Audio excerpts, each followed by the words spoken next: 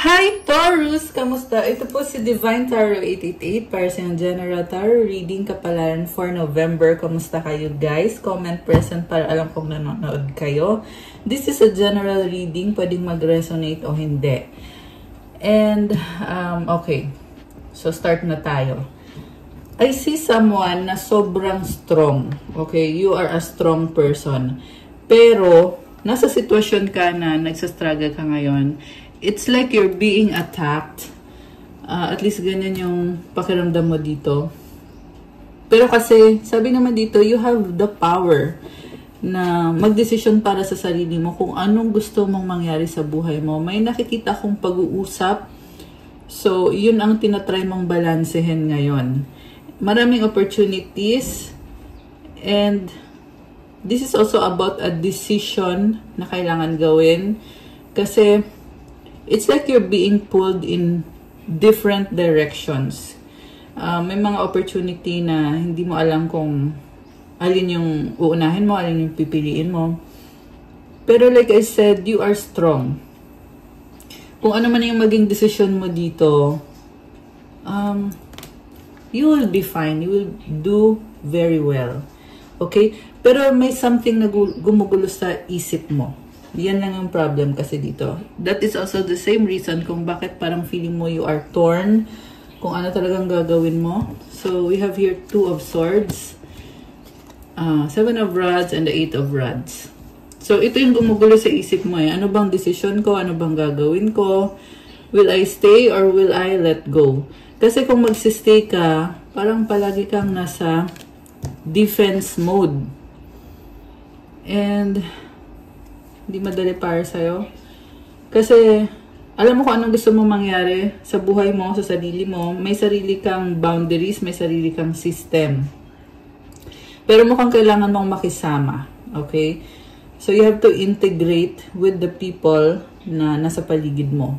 This can be a love situation. Pwede din tong work situation for some of you guys. Any situation naman talaga. Pwede din sa family, sa friendship, sa community, sa circle. Okay. And then, 8 of Rods, ang daming nangyayari sa buhay mo. And, tuloy-tuloy lang naman yan, yung mga ganap na yan. We have escapism sa bottom of the deck. Detach from daily struggles and relax, but don't use it as a form of avoidance. Relaxation facing reality. So, ito na nga, medyo nape-pressure ka eh. Kaya, you are escaping, you are detaching. Pero sinasabi dito, okay lang magpahinga. Just make sure na yung pahinga mo, you are not isolating yourself or hindi mo nilagay yung sarili mo sa sitwasyon na talagang you are disconnected na pag ganon.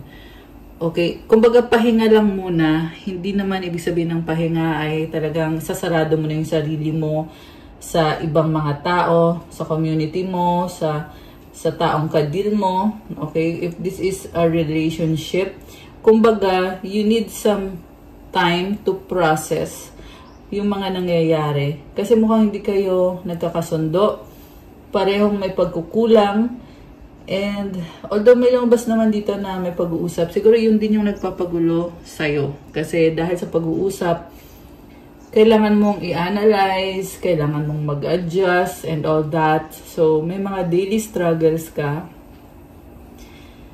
So, ayun, it's like a warning na okay lang magpahinga, mag-relax, pero wag mo yan gamitin as a form of avoidance. Kasi, relaxation at the same time facing reality. So, mukhang pinapakita sa'yo ang realidad, Taurus, na mahirap ang sitwasyon mo or mahirap ang buhay mo or kung ano man to. Kumbaga, it's not the end of the world. Nakikita mo lang talaga yung reality na mahirap ang buhay. Okay? So, you need to make sure na you are level-headed, clear-minded. And then, you have explore feelings, delve into insecurities and unresolved emotions. Authentic closure, peace. So, ito nga yung gumugulo sa isip mo eh. And, ang kailangan mo dito is matinding detoxification. Hindi lang sa physical, but ganun din sa spiritual. Kasi if you are holding on to things na hindi mo matanggap na nangyari sa'yo, talagang mahihirapan ka. Okay? So, you have to once and for all, bitawan mo yung mga struggles mo, yung mga burdens mo. And yung solution mo dito is to trust God na mahirap man itong sitwasyon mo ngayon, pero you will not be shaken. Kasi alam mo na hindi ka papabayaan ni God. Meron at meron siyang ibibigay na blessing sa'yo, Taurus. So, yeah, you are dealing with some people na hindi mo maalis sa isip mo.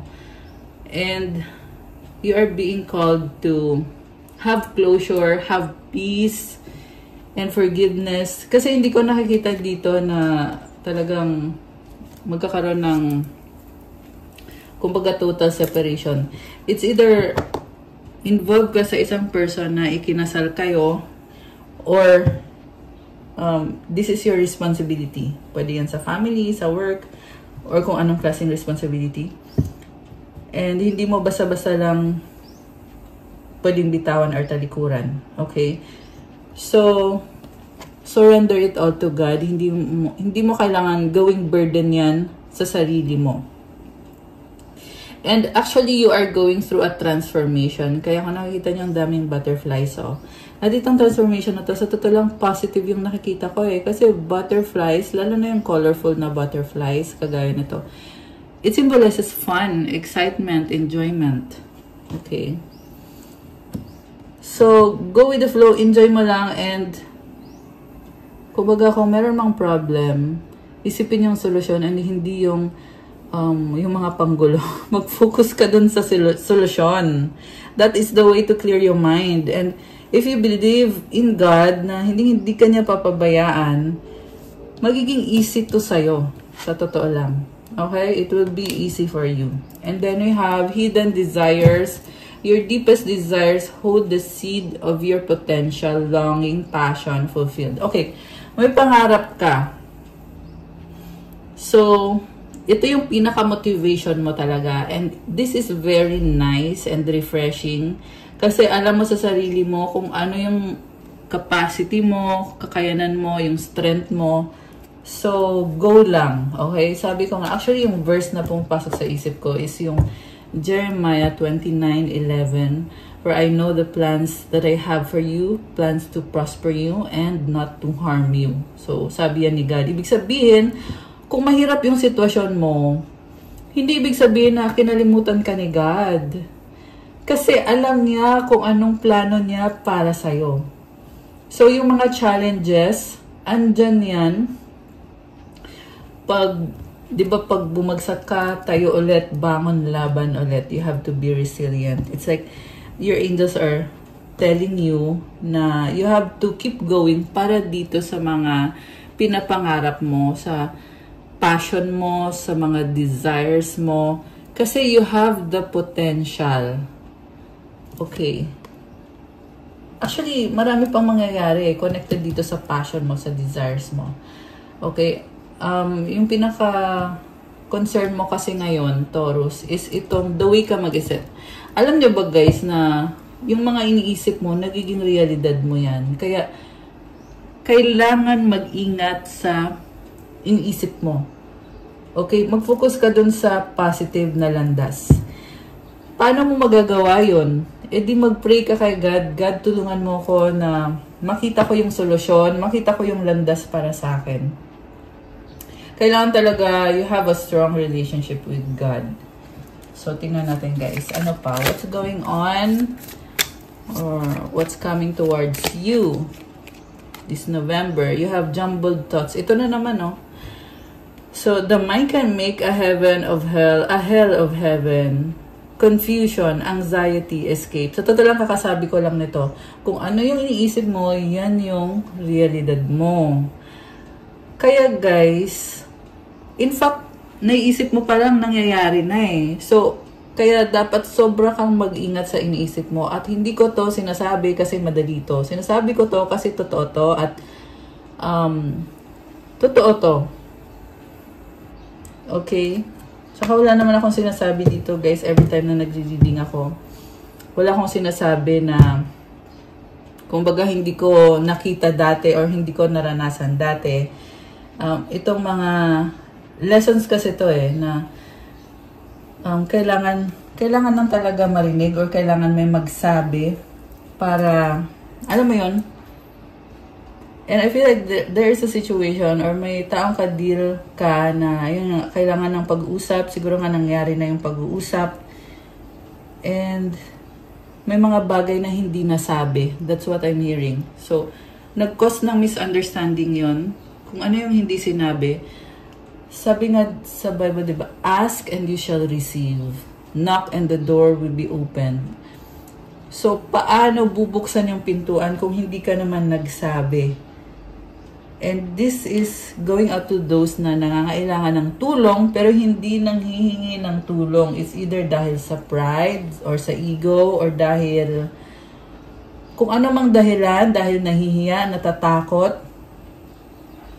So, mga anxiety kasi yan yung mga negative na yan na kasi natatakot ako, nahihiya ako, or kasi ma-pride ako, ma-ego, hindi ako hihingi ng tulong. So, you have to let it go. You have to strip yourself off of those negativities. Kasi hindi nakakatulong tong jumbled thoughts. So, ang suggest ko sa'yo, mag-salt bath ka. And, yeah, kasi it's a spirit And it's not a good spirit. So, kailangan mo i-cleanse yung sarili mo. Like I said, not only physically, but also spiritually.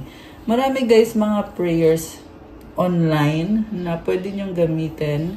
And I'm not talking about the usual na prayers. I'm talking about the ones na talagang magre-resonate sa'yo, sa soul mo, based on what you need.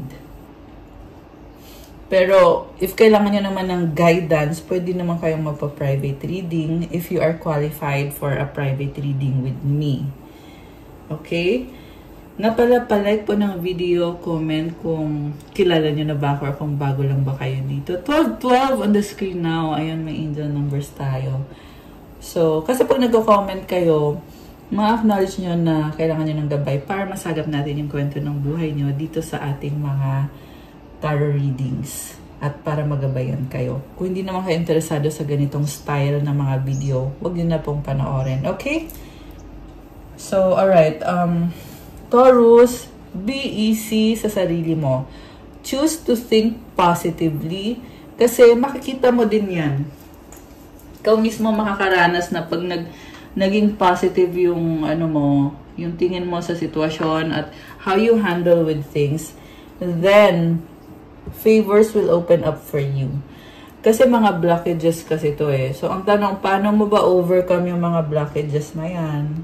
Diba, kakasabi ko lang, you have to clear yourself. Release yung mga bigat na yan. Yung mga negativity na yan. Okay. Ano bang sitwasyon ang dinideal mo ngayon? Nanonood, stalking you, faith, hope, and inspiration. Friend zone, BFF. Entitled Toxic, Starting All Over Again, Reunited, Nagsisisi, Nagkamali, Take Me Back, Reconciliation, Strong, Mahal Pa Rin Kita, Mutual Understanding, oops, lumipad, Guilty, Nagkamali. Alam mo, nakikita ko dito, mukhang may conflict, pero andun yung opportunity to start all over again kasi merong faith, merong hope, merong inspiration. Ito, good energy to So, merong mabigat na nangyari, kailangan ng processing, kailangan ng healing. Ito yung lumipad. So, may dahilan kung bakit lumipad to. Kasi ito talaga tinatawag yung attention mo, Taurus. Let go, surrender. Hindi ibig sabihin pag sinabing let go, hindi ibig sabihin na iwanan mo yung taong yon. Hindi ganon. Kumbaga, kung ano yung nagpapabigat sa'yo, it's a mindset. Okay? Or it's a situation na merong blockage dyan, merong hadlang dyan. So, yung hadlang na yan, you can go beyond it. You can eliminate kung ano yung hadlang in a way na nakakatulong sa lahat, na hindi nyo kailangan mag-clash, Kasi may mga nakikita kong strong personality dito. So, kailangan ng mutual understanding dito. Okay? Let go, surrender to God. Ayan, merong nagsisisi. Ayan, ikaw or isa sa inyo or yung person nyo. Take me back, reconciliation. Ayan, starting all over again, reunited. Okay, grabe. Ang intense. So, nasa Scorpio season tayo ngayon. Ang Scorpio kasi ay very intense naman kasi talaga. So, ayan, kaya ganyan guys. Teka, may nalaglag. Ito lang. Ayan, ito yung nalaglag. Ayusin natin, reconciliation. Please forgive me, sorry, forever soulmate. Ikaw lang, loyal, I miss you, paulit-ulit sa isip. O, diba? So, it's in the process. Itong sitwasyon na to. Okay. So, ito naman, itong cards na to, ay para naman ito sa mga mag-soulmate. Okay, tingnan natin. Para sa mga mag-soulmate or twin flame, kung anong message sa'yo ng person mo. You are irreplaceable. I long to be with you. People don't believe in me. I have so much things running in my head. I feel betrayed. Alam mo yung taong kadil mo, nagka-clash kayo kasi feeling niya kasi binetray siya, feeling niya para siyang pinahiya. Kung ano man ang nangyari dito, parang na-humiliate siya. Pero, sabi din dito, ibang-iba ka. You are irreplaceable, wala kang kapalit at gusto kanyang makasama. I have so much things running in my head. Magulo yung isip niya dahil binetray siya. Okay? So, there is sort of betrayal na hindi niya nagustuhan itong taong to. So, ayun. Yun yung problem dito. Give me another chance. I need you to be away from me. Okay. I have hope in us sa bottom of the deck. So, nagkaroon kayo ng conflict kasi someone push the other person away, tapos yung isang person naman is nanghihingi ng nanghihingi ng another chance at hoping, umaasa. Ayan. Merong strong personality na nag-clash. Yan talaga yung pinaka nakikita ko dito. So, anong kailangan gawin ngayon? Compromise. Yun. So, yun yung kailangan gawin dito sa sitwasyon na to. Kasi if pareho kayong strong, pareho kayong indispensable, irreplaceable. So, ayun, compromise. Sabi nga, let go, surrender, diba? Yung mga bigat, yung mga bitterness, yung mga galit nyo sa isa't isa. Okay, I was at church kahapon at yun yung message. Ang ganda ng message. It's about letting go of anger, bitterness. It's really not nice. Just saying. So, yan din kasi yung nakikita ko dito na kailangan mag-release ng mga, ayun, i-release yung bigat na yan, yung bitterness na yan. Spirit, your spirit is about to be sublimated. Reconciliation, learn to reconcile with yourself. Allure, consider this situation carefully. Connection, your connection is eternal and unbreakable. Honor, treat the people you love with respect and you'll find your relationship become stronger. So, pag may respeto sa isa't isa, maganda yung pupuntahan nitong connection na to. Samantala, pag wala namang respeto sa isa't isa, syempre kabaliktaran din naman, di ba? So, kailangan to honor the connection. Kasi eternal and unbreakable. Ayan. And I feel like this is something guided by God. You may be going through some spiritual warfare, kaya nagkakaganyan. So, yeah, kailangan mong bumalik kay God. Alisin sa'yo yung nagbablock sa'yo. Okay? Merong nagbablock dyan na energy or spirit, kung ano man yan, kailangan yan i-break. Break the chains. Actually, sa nakita ko, the chains have been broken. Yeah, the chains have been broken. So, claim mo na yan, okay? Taurus. Additional cards. Dali Ito pala. Hanap ako ng hanap Ano ba yan? Okay. Additional cards for Taurus. Okay. From our tarot deck. We have King of Swords, the Ace of Rods. Okay. So, someone is very analytical. Alam mo, ang tingin sa'yo ng person mo ay parang hindi ka connected sa emosyon mo. So, or, pwedeng baliktad. Pwedeng ito yung person mo na hindi siya connected sa emotions niya. Kasi protection kasi yun Na kumbaga, this person is setting boundaries. Okay? Kasi itong boundaries na to, mahalaga para sa kanya. Para ma-protect na yung sarili niya. 9 of Swords. 6 of Pentacles. Okay. 8 of Pentacles. Okay. So, problemado ka kasi kailangan mo ng tulong. Ayan. Dito sa lahat magre-resonate guys. Sinasabi ko lang yung lumabas dito. So, Ace of Cups. This is a new beginning. 3 of Swords. Alam mo, sabi dito, andyan na yung bagong simula. Kailangan nang ihinto ito. Kasi ito yung nagko-cross Gumanan yung card So, kumbaga sabi ni God, ito na nga, hindi mo ba nakikita, binigyan na kita nitong,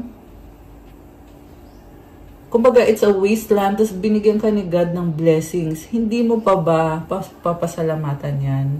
Hindi mo pa ba i-grab yung blessings na yan? Kailangan agad-agad mo nang i-grab. Bitawan mo na itong bigat na yan.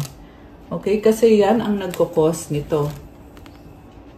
Which is hindi maganda. Oh, meron dito pabalik-balik. Gusto ko to, gusto ka niya. Parang one moment, okay, ito okay. The next moment, hindi okay. 10 of Cups. So, this is happiness and pure love. King of Pentacles. So, may family din dito. 9 of Rods. Frustration, 5 of Pentacles. Okay, so you may be going through financial challenges na sinasabi kasi dito may pagbabagong kailangan gawin or kailangan mangyari. So, yun na mismo yung mensahe. So, dito sa financial challenges, connected sa family or sa father figure, may kailangan pagbabagong gawin. Okay, Queen of Rods. Kaya nyo namang mag-negotiate, kaso lang, 4 of Rods. Ayan, merong balance and stability. The Devil, the 4 of Pentacles. So, kaya nyo namang mag-negotiate. Kaso lang meron dito energy na parang ano siya. Parang may pumipigil sa kanya. Okay? The Devil energy. So, again, ang nakita ko dito is ano, it's an attack na spiritual. So, ayan. Merong humahad lang sa'yo. The Empress. Ang ganda sana ng energy mo dito. You are healing right now, Taurus. Yes, maganda yung energy mo, pero nasa healing process ka. So, hindi yan bukas okay ka na ulit. Kasi process kasi yan So, you need to take some time. 23:33. Ayan, 3:33 tapos 23:32 on the screen now. So, it's an angel message and ang nakita ko, it's like, it symbolizes na first of all, abundance, creativity, and then second of all, parang mirroring kayo ng isang person.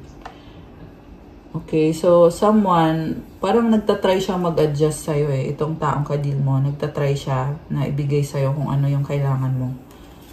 Okay, itong person dito. Pero may something sa kanya, may something din sa'yo na kailangan yung pareho kayo.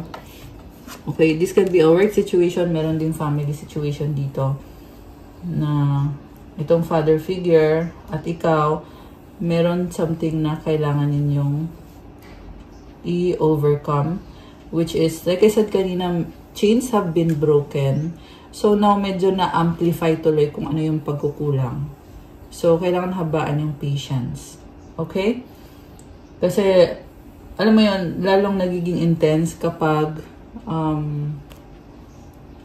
kapag ganon. Kasi, may mga na-overcome na obstacles eh. So, yung mga natitirang obstacles, parang sobra siyang na-amplify. So, parang feeling mo sobrang intense, ganyan, nakaka-overwhelm, ganon. Kaya ka ganito, Four of Swords. So, you're taking your time to process things.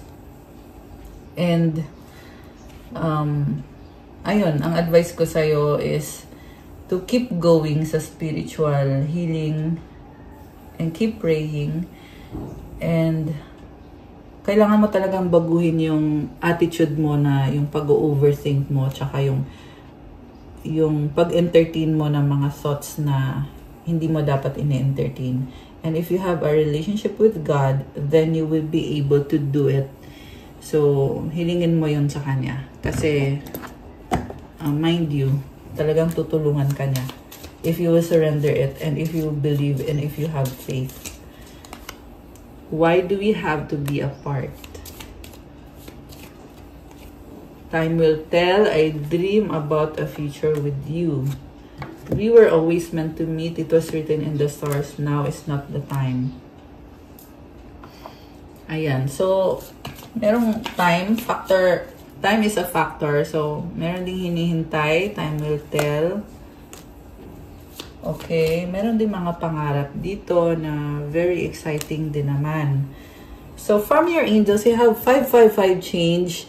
Ito na ngayon, pinagdadaan mo itong change na to. So, hindi mo siya madali. Pero, sa dulo, it will give you a blessing na walang katulad. Sabi dito, gawin mo lang yung susunod na hakbang. Kasi yung susunod na hakbang na yan, magtutuloy-tuloy yan. Magtiwala ka daw sa landas mo. At kailangan mo din pag-aralan. So may effort ka din talagang kailangan gawin dito, Taurus. Kasi meron kang hindi nauunawaan or meron kang, itong card na to. Sinasabi dito, trust your path. Sabi ng angels mo trust your path and learn how to walk it. So, kailangan mong pag-aralan. Kasi ang nakikita kong image ngayon is naka-blindfold ka. So, pwede mong alisin yung blindfold na yon. Ikaw mismo ang mag-aalis. Sabi ko nga, hawak mo yung magiging desisyon mo, yung magiging sitwasyon mo. Depende sa gagawin mo. So, to claim this beautiful energy, yeah, it is beautiful naman. Pero, may kailangan kang gawin. Okay? And that is to learn how to walk the path. Pero i-claim mo na to, comment, I release all that no longer serves me as I am guided to move outside of my comfort zone and let change in. So, moving outside of your comfort zone, it means na hindi komportable. Pero, kasi yan na nga yung pagbabagong binibigay ni God eh. So, papasukin daw. Let it in. At, again, this is about releasing all that no longer serves you. So, yung pag-uugali mo, yung pag-iisip mo, na kung ikaw mismo, aminado ka sa sarili mo na nag-overthink ka or nagsasabi ka ng mga salita na hindi mo sinasabi, at aware ka, then it's time na i-release mo na yon. Ihinto mo na yung mga ganong klase ng gawain. Alam mo kung bakit, guys? Kasi ganito yan eh. Kunyari, may blessing si God sa'yo. Tapos, nag-overthink ka, naalis yan. Ganon yun. Ganon yung sistema. So, samantala, pag may blessing sa'yo at in-embrace mo yung blessing with all positivity, winelcome mo yung blessing, so, lalago yan. Magtutuloy-tuloy yan. Ganon yun. Okay? So, let go, surrender. Kuha kita ng advice. Okay? Anong advice for Taurus? Okay. Striving, eventually, the individual ego's drive to make things happen falls away, replaced with a relaxed, trusting openness to answers as they arise. Thank you, Divine, for letting me move with the flow.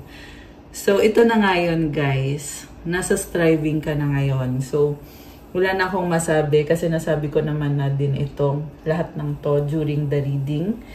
Pero, kailangan mong i-internalize to. Kaya I suggest i-screenshot nyo itong message na to. Kasi para ikaw mismo ay makapag-reflect at pwede mo ding balik-balikan tong message na to anytime. Meron kasing sumisilip na card eh. So, ito yon.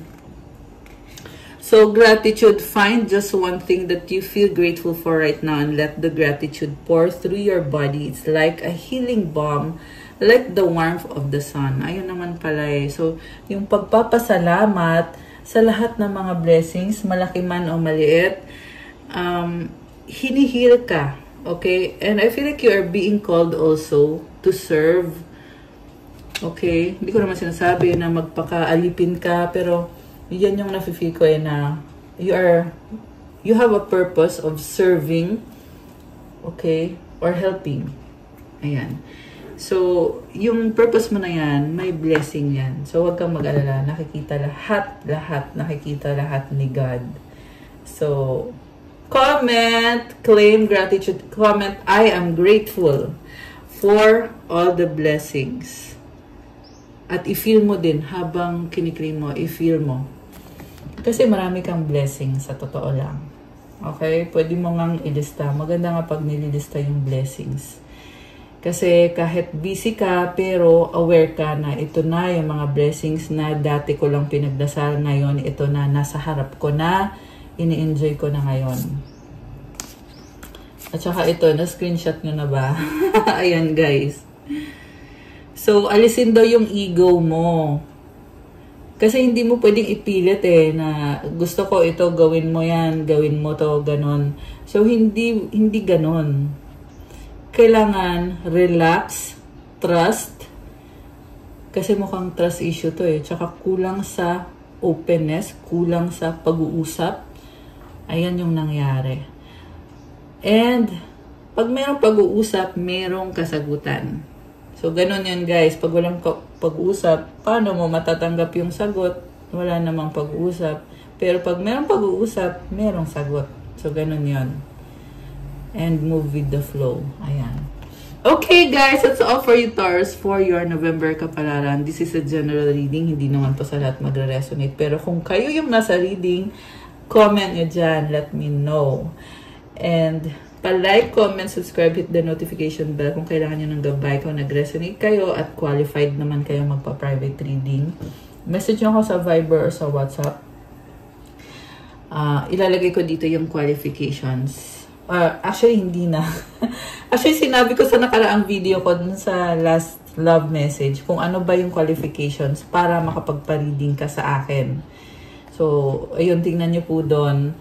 Tsaka, syempre, kailangan makipag-negotiate ka ng schedule, ipa-schedule mo, tsaka kailangan mentally and physically okay, sound ka naman. Kung meron ka mang physical or dinadamdam, I mean, meron kang physical sakit or something, kailangan i-disclose mo yun. Ayan. Kung wala naman, edi hindi mo na kailangan sabihin. Ayan. So, again, kailangan sa Viber or sa WhatsApp. Yun po yung qualification. Actually, sa email, okay lang din naman sa akin.